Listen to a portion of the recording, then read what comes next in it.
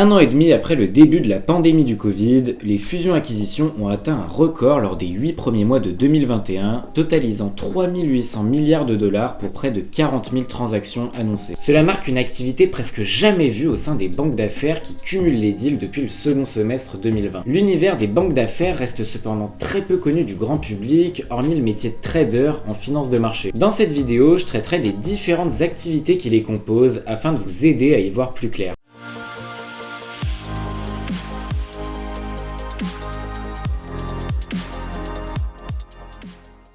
Avant de vous parler des banques d'affaires, commençons par avoir une vue globale sur l'ensemble des activités d'une banque. On peut en distinguer 4, les banques de détail qui s'adressent aux particuliers, aux petites entreprises et aux associations. Elles acceptent les dépôts des épargnants et octroient des crédits aux particuliers et aux entreprises. On retrouve ensuite les banques de financement et d'investissement qui nous intéresseront dans cette vidéo et que nous appellerons les BFI. Il y a aussi les activités de gestion d'actifs, appelées asset management. Il s'agit de collecter les fonds des épargnants en vue de dégager un rendement élevé pour battre le marché. Enfin, il reste les banques privées et la gestion de fortune. Elles gèrent sous mandat le portefeuille de clients dans le but d'en tirer le meilleur rendement possible sous réserve d'un ticket d'entrée de plusieurs centaines de milliers d'euros.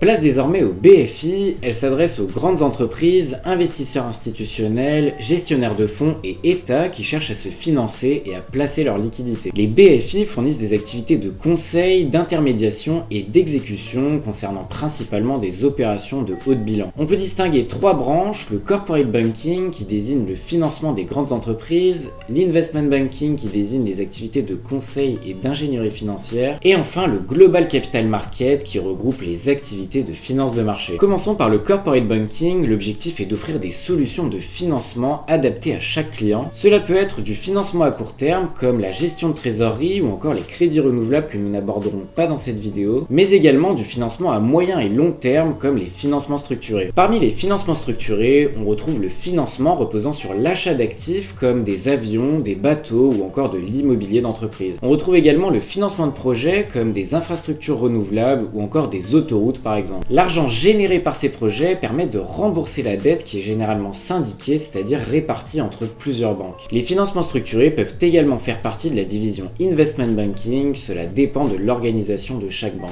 Au sein du corporate banking, il y a également l'export et le trade finance qui consistent à sécuriser les transactions de commerce international. Entre les activités de corporate et d'investment banking, on retrouve les équipes coverage. Leur objectif est de développer et de gérer la relation avec la grande clientèle en faisant le lien entre le client et la banque par l'intermédiaire d'un senior banker. Elle dispose d'une connaissance approfondie des secteurs et de la situation de chaque client pour répondre à leurs besoins en collaborant avec les autres équipes de la BFI, dont l'investment banking que nous allons voir à présent. L'investment banking désigne les activités de conseil et d'ingénierie financière pour accompagner les entreprises dans leur développement stratégique et les aider à lever des capitaux et de la dette. On retrouve tout d'abord la division fusion-acquisition, aussi appelée M&A pour Mergers and Acquisition. Les équipes M&A sont chargées de conseiller leurs clients sur des opérations de fusion, d'acquisition ou de cession. On peut prendre l'exemple de Burger King qui fin 2015 a racheté Quick dans le but de convertir les restaurants de l'enseigne en Burger King et d'accélérer son développement en France. Dans ce contexte, la banque agit en tant qu'intermédiaire et accompagne l'entreprise tout au long du processus d'achat ou de vente, de la rédaction des documents de présentation de l'entreprise à l'identification de cibles et d'acquéreurs potentiels tout en passant par la valorisation de la société. C'est donc un métier avec une forte dimension stratégique. Si vous souhaitez que j'en fasse une vidéo dédiée, n'hésitez pas à me le dire en commentaire. La division Equity Capital Market, aussi appelée ECM, s'occupe des introductions en bourse, des augmentations de capital, des obligations convertibles et de la vente de blocs d'actions pour les entreprises cotées. L'argent levé peut être utilisé pour financer une future croissance externe, disposer de liquidités ou bien renforcer son bilan avec des capitaux propres. Une introduction en bourse dont vous avez sûrement entendu parler est celle de la FDJ en novembre 2018 pour un prix de 19,50€ par action. Les équipes Leveraged and Acquisition Finance, elles, structurent la dette dans le cadre d'opérations de fusion-acquisition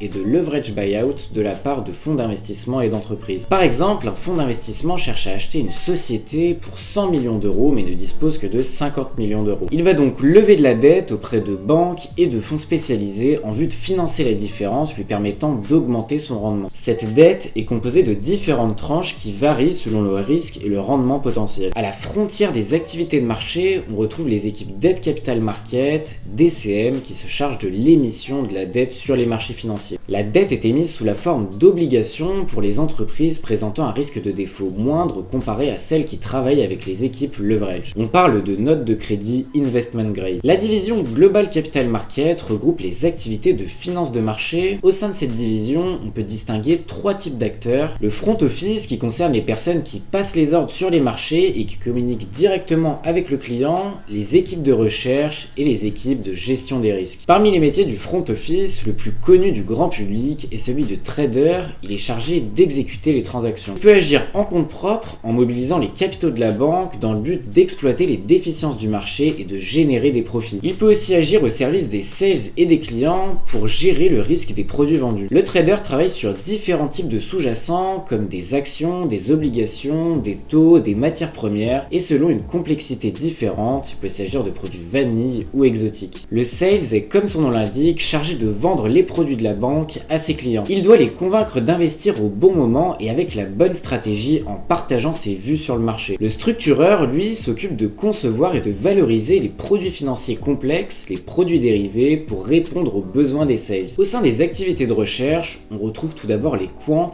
les analystes quantitatifs. Ils développent des modèles mathématiques sous la forme de programmes informatiques appliqués à la finance dans le but de créer de nouveaux outils de valorisation et de nouvelles stratégies d'investissement. C'est un métier qui demande une expertise mathématique et informatique et qui est donc généralement occupé par des ingénieurs. Il y a également l'equity research qui pourrait être catégorisé au sein de l'investment banking. Cette activité consiste à suivre quotidiennement des entreprises dans un secteur donné dans le but de rédiger une note concernant la stratégie et la valorisation de l'entreprise sur la base d'informations publiques. Les analystes émettent ensuite une recommandation d'achat ou de vente selon le cours de l'action qu'ils prévoient dans un certain laps de temps. Enfin, on retrouve les activités de gestion des risques. Pour ne pas accumuler des positions qui mettraient en péril la banque, les analystes évaluent les risques liés aux contreparties avec lesquelles la banque traite, à la liquidité des positions ou encore au marché actuel. Vous disposez désormais d'une vue d'ensemble des activités au sein de la banque d'affaires et des trois divisions qui la composent, le corporate banking, l'investment banking et le global capital market. Notez bien que l'organisation varie selon les banques, même si les métiers restent les mêmes. Il existe également d'autres types de métiers comme le debt advisory ou le restructuring, plus propres aux boutiques cependant, mais j'ai préféré ne pas en parler pour ne pas complexifier la vidéo. Si vous souhaitez plus de contenu de ce type, n'hésitez pas à me le dire en commentaire.